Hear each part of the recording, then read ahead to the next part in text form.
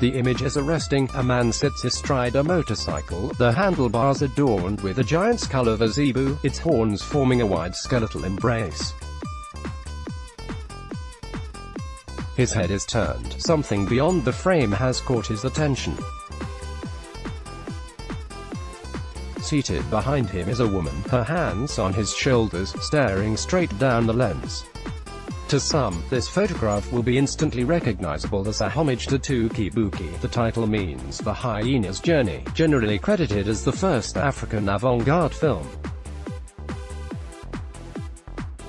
The fact that the couple in the modern restaging are Jay-Z and Beyoncé, with the image spearheading the promotional campaign for their On the Run Second World Tour, has propelled this little-known but visionary Senegalese film into the spotlight some 45 years after it was made. Jay-Z and Beyoncé leave the UK this weekend, with praise for the 2.5-hour stadium extravaganza ringing in their ears. In The Observer, Kitty Empire called parts of the show unbearably exciting, while Rachel Arost in The Guardian declared it staggeringly impressive. It's tempting to hope that even a handful of the millions of fans who flock to the tour between now and October will investigate the film that has been one of its inspirations.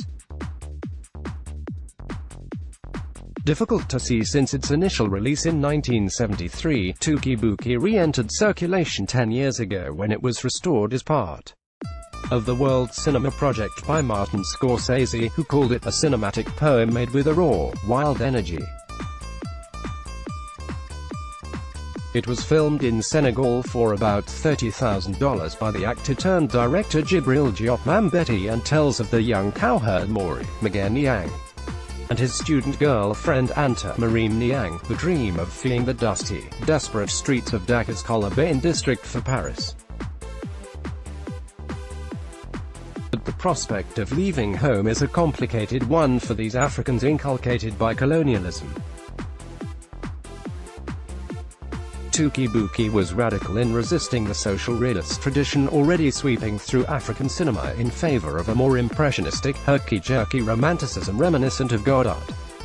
What matters here is not realism, wrote the critic Amy Taubin when the film resurfaced briefly in New York in 1988, but how film is one form of storytelling reveals the collective fantasy of a culture. The couple's escape attempt might have happened, or it might have been imagined by the man, the woman, or both as they lay dreaming in the sun, Magagne Niang as young cowherd Maury, and Marim Niang as his girlfriend Anta in the 1973 film. Photograph, Photo 12 Reality, memory and daydreams flood into one another through sophisticated cross-cutting and dislocations of sound and image. The roar of Maury's motorbike plays over a shot of cattle, while Josephine Baker sings over Pie, Pie, Pie as the camera surveys the parched rural landscape. That song makes several crackly appearances, though each time, the stylus skips back so that we never hear more than a few seconds. The song is doomed to be stuck in its groove, dreaming of better things but never quite getting there, much like Maury, who freezes on the gangplank, tormented by the memory of a cow being dragged unceremoniously to slaughter. Mambéty wasn't the first filmmaker to equate doomed humans with the bestial equivalent. Eisenstein used the analogy in his 1925 film Strike. But the colonialism that has left Maury alienated at home, yet unable to escape, gives the material a powerful new tenor. The picture won prizes in Cannes and Moscow but was poorly received at home.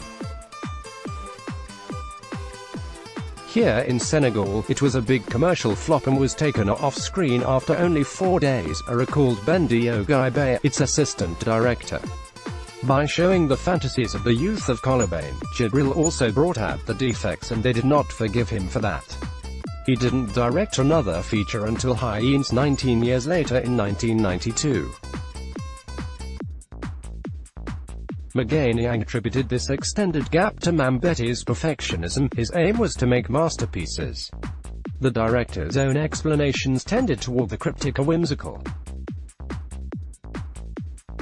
shortly before his death from cancer in 1998 at the age of 53. He was questioned about his lack of productivity. "I had a love affair with a princess called Tortoise," he said. Trailer for Tuki Buki. Though Imam Betty died young, Tuki Buki has had an unusual and extended afterlife. It continues to be highly regarded, and not only by Scorsese. The black British filmmaker John Akomfrah has called it an absolute gem, and the one indisputable masterpiece of the African avant-garde. Imam Betty's niece, the actor and filmmaker Mati Diop, herself the daughter of the renowned musician Wasis Diop, directed the 2013 semi-documentary A Thousand Suns, which centers around the public screening of Tuki Buki and asks why Niang, like the character he played, never left Senegal. Tuki means to travel, and you are stuck, his friends taunt him. You should have traveled. The film ends with a poignant phone conversation between him and Mareem Niang, who did make the break, like her character Anta, and now lives in Alaska. Diop has professed herself a little troubled about the appropriation of Tuki Buki by Jay-Z and Beyoncé. "It looks like it's an art director who brought them the image, and no one has been concerned about what artistic and political story is behind it," she told Liberation. "It is depressing and fascinating at the same time, the unbearable lightness of the mainstream. It is certainly unfortunate that the couple invoked the glories of African cinema on a tour that doesn't call out a single country on that continent." Perhaps in the wake of the tumultuous relationship, and the references that On the Run 2 makes to the personal ups and downs, they were drawn merely to the incendiary nature of its vision. Tuki Buki was conceived at the time of a very violent crisis in my life, Imam Betty once said.